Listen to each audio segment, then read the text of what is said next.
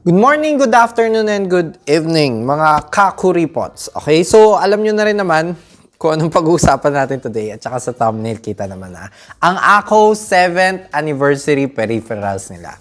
So unahin na natin yung mouse at saka yung mousepad dahil short, chikahan lang to, okay? So yung mouse is the AG325C, tama ba? Na mouse, okay? So, hindi kasi nakasulat. Ano ba? Saan ba? Yes, AG325C. Tama ako. Okay? So, yung mouse is big. Okay? Talagang big. Dahil big meaning pala na mahaba siya. Okay? So, mas mahaba siya kinumpare ko sa Talan Air at saka sa Dasig. Mahaba talaga. Okay? So, parang tumatama siya dito. Okay? So, ayun. Tapos, yung mga buttons, okay naman sila. Except yung button number 5. Not so sure kung bakit, pero lumulubog siya.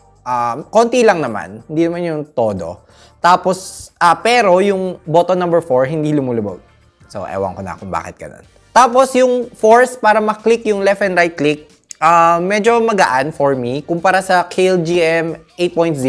Kasi sanay ako dun sa, anong tawag dito? Fantech area. Okay, medyo mas matigas kasi yung clicks doon. Dito, mas mabilis mo siya mapipindot. Siguro comparable siya sa mga Huano micro switches ng Zhaopin na Z1 Pro. Yan. Yan lang. Tapos yung mousepad naman, okay, so yung mousepad is very thick. Okay? With 5 Cs. Okay? Kasi nasa 4mm siya. Parang first time ko makahawak ng ganong kakapal. Ewan ko, yung pag-unbox ko sa kanya, yun lang masasabi ko sa kanya. Pero yun nga kasi, normal mousepad naman siya, cloth mousepad, at saka may rubber sa ilalim. So, yun na yun. Punta na tayo sa keyboard. So, the keyboard is the Mod 007 PC. Okay? So, for the past 6 months, ang ginagamit ko na talaga is yung Mod 007 PC nila na with piano switches. Meron. Check out the video here. Okay? Na-unbox ko na rin yan dito sa channel. So, yun talaga ang daily driver ko. So, naspatan ko talaga na parang nag-iba yung knob. Okay? Yun yung una ko. Ewan ko, mahilig talaga ako sa knob. Kasi yan yung volume knob ko talaga. Okay? Diyan ako nag-adjust ng volume. So, mas smooth kasi yung dating Mod 007 PC, the older version. Ulitin ko ba? Paulit-ulit ako buong video. Okay. So, mas smooth yun kumpara dito sa ngayon. Ewan ko, kasi pag iniikot ko siya sa side, ayan o, tulad ngayon, ikutin ko siya from here, dito sa side, medyo hirap siya umikot. Ayan o, hindi siya umiikot ngayon. Pero pag galing naman sa taas, okay naman. Walang problema.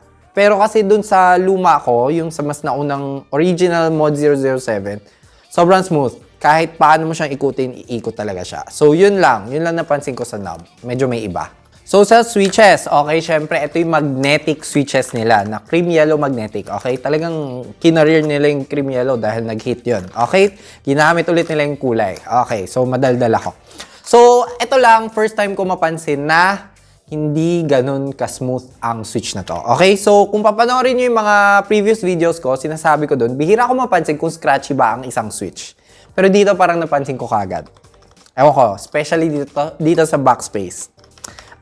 Syempre, sasabihin naman natin lahat na pwede naman i-lube yan. Pero para sa isang tulad ko na hindi naglo-lube dahil nakakatamad, diba? Yun lang naman. Kasi yun nga, bumalik ako, syempre ginamit ko to. Matagal ko to ginamit, mga 1 to 2 weeks, ganyan. Ginagamit ko siya, daily driver ko.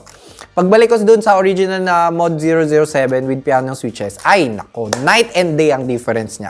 Super smooth nun. Pero kasi lube nga yun. Alam ko hand lube yun. Hand lube pa yun. Yun, smooth yun. Maispatan mo talaga difference. Ang sarap mag-type dun. At parang may ibang feedback yung switches niya. Ewan ko, parang may kakaibang balik.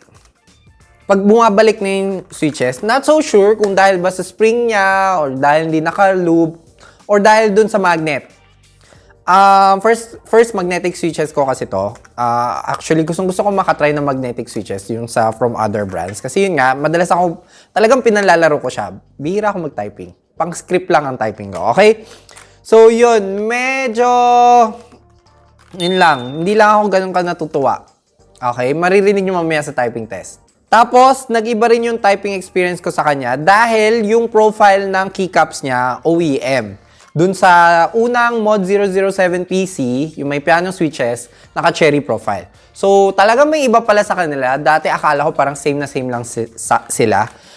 Mas nagkaka-error ako dahil sa OEM, mas pronounce yung curve, yung sa dulo, di ba may nakataas. Yun yung napansin ko. So, yun nga. May iba pala. Tapos isa pa, ang hirap rin hugutin ng switch niya. Sa totoo lang, nung una ko siyang hinuhugot, nagbebenda yung housing ng switch.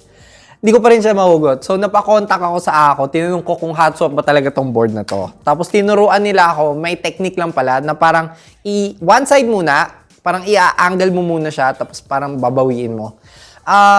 Nahugot ko na siya, pero sa totoo lang, hanggang ngayon, nahihirapan pa rin ako kahit na alam ko yung technique na yun. Ewan ko, nahihirapan talaga akong hugutin siya. Medyo feel ko nabebend ko yung mga housing. Not all, pero mostly. Mostly, hindi sama, mostly. Okay? So, yun lang. Talagang marami akong reklamo sa switches, no? Pero compatible pa rin naman siya sa 3-pin na mga switches. Okay? So, na-try ko siya. So, kung may nasira mang magnetic switches, pwede nyo palitan muna nung 3-pin. So, tara, punta na tayo dun sa sinabi kong typing test.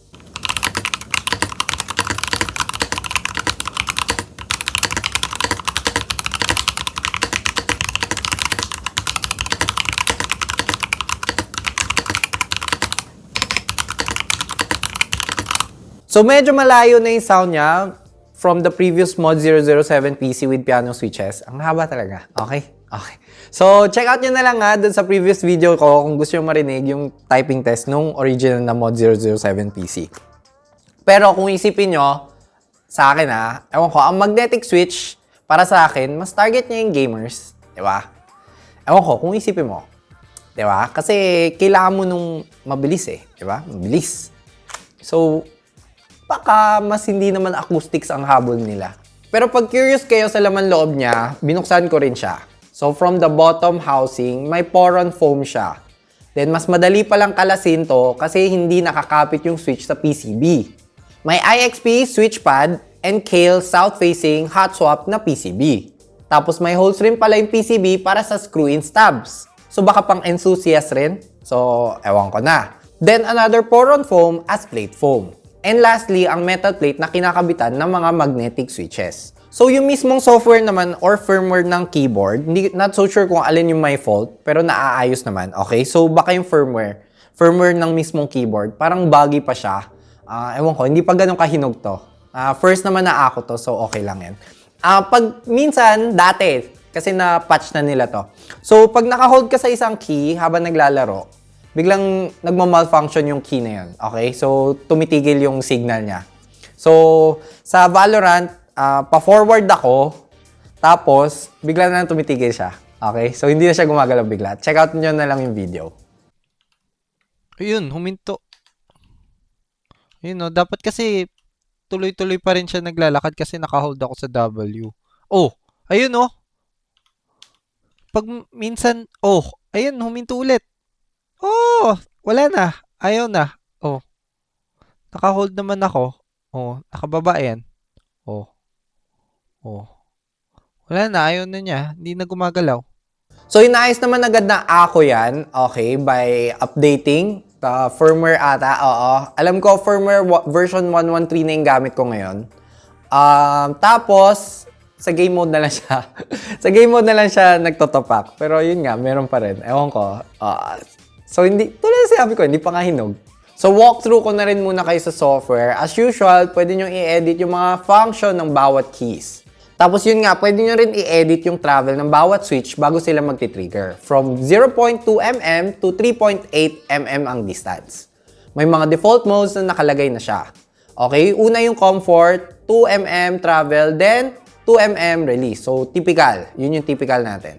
Tapos, yung sensitive at game mode naman, medyo similar lang sila. May 0.8 mm na trigger at 2.0 mm na release. Ang pinagkaiba lang nila, yung game mode, meron siya nung non-stop rapid trigger. So, pakita ko na rin sa inyo kung ano yung non-stop rapid trigger. Ito yung pinagkaiba niya sa game. Kita nyo to?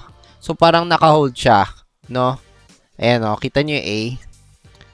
Parang naka-hold lang siya kahit na ina-up ko na.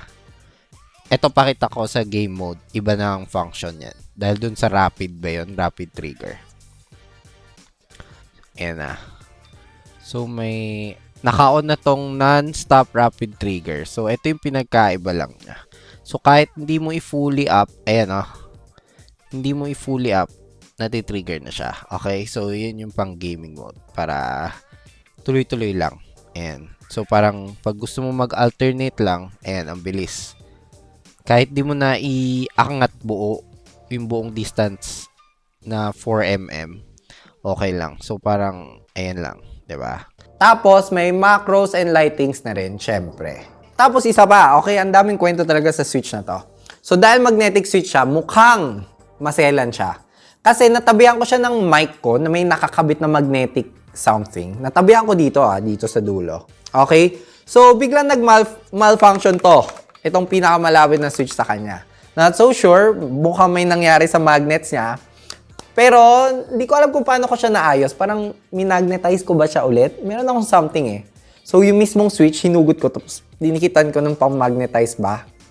Naayos. So, not so sure kung anong ginawa ko talaga. Pero, yun lang yung ginawa ko, naayos naman siya. So, bakit mo nabibilin to? Okay? Specifically, itong keyboard. Okay?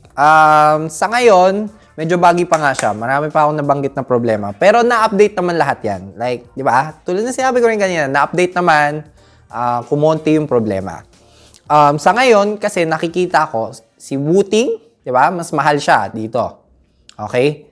Tsaka si Drunk Deer ba yun? A75, mas mura ng konti dito. At tsaka siya.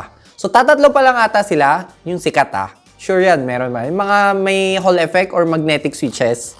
So, feel ko kaya ganyan pa presyo nila. Around 7,800 pesos ata to. Pero, nagsisale naman sila. So, if ever, gustong-gusto nyo talaga to, okay naman siya, pero feel ko kailangan ko pa siya ilub. Feel ko ilulub ko to. Feel ko lang naman. Pero at the same time, mas alam kong tamad ako. So, tingnan ko na lang. Okay? Pero tulad ng sinabi ko sa inyo, feel ko, ako lang naman, opinion ko lang naman to. Pwedeng wala namang kwenta opinion ko. So, feel ko dahil sa pagiging Hall effect ang tawag nila eh, sa Hall effect sensors or magnetic sensors or ganyan. Basta, gets nyo naman mas feel ko talaga na target nila yung mas gamers. So, if ever, pag gusto nyo magkaroon ng konting advantage, yung millisecond na yun, yung pagpindot mo, feel ko bagay na bagay sa inyo to. Okay? Mas pang-gamer talaga siya. Napakita ko naman sa inyo, lalo na yung rapid trigger, bilis. Bilis nyo napipindot. Laki ng advantage nun. Yung pag-spam ng mga buttons, yan. Kuha-kuha niya. Pero kung para sa typing, andyan naman yung mga traditional switches, feel ko. Or, yun nga, ilub siguro to. Ewan ko. Hindi ko pa naman siya na-mod, so, tingnan ko na lang din kung kamusta naman siya. If ever na i-mod ko nga siya or ilub, magpo-post na lang ako ng shorts. Pero, huwag kayo umasa. Okay? So, like this video naman, and thank you again to Ako for sending me their anniversary, 7th anniversary peripherals. Okay? Links will be at the description down below na lang. Not bad naman siya. Yun nga, ayusin lang natin yung mga bugs. Pero ako naman yan, makakaasa tayo dyan. Okay? So, like this video naman kung nakatulong ako sa pag-shopping nyo and consider subscribing na lang to support the channel. So, sige na. Let's do this again next time. Bye-bye!